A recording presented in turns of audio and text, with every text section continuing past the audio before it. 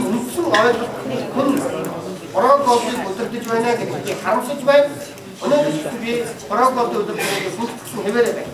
Та нартай би хэлцээр хийж ард түмний бодлоо үйлдвэрийн евгенийхээ төлөө сайн хэлцээр ингэж бэлэн байгаа гэдгийг хэлье. Бидний одоо энэ хэлцээрээс одоо болтож цаг алдаарай. Тэд одоо цаг алдах асуудлыг шийдмээр байна.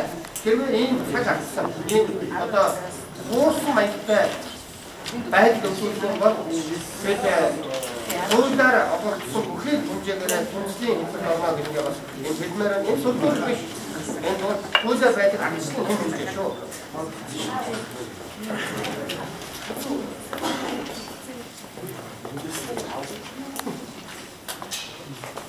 Бид байна. Бид тавд бид байна. Яг түрүү бол бид уянхтан байсан бизнес бол яг зах зээл байдаг 8 жил өөр жил гарсан байхгүй. Айгуу Гэхдээ бид энэ хүмүүсийн шашин зүйлүүд ууштай хэмээр байна. Яг бол шүүгмэн миний эцэг.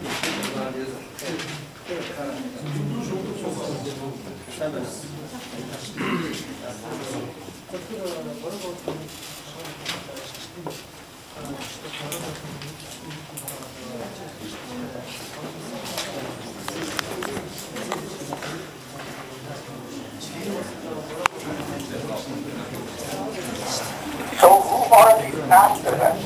Who are these activists with hidden agendas? Who's paying for all this bad publicity? Activists. If the activists are the Democrats and they want to discredit Hamfram, the old Revolutionary Party, what's going to happen? You guys, there'll be no investors,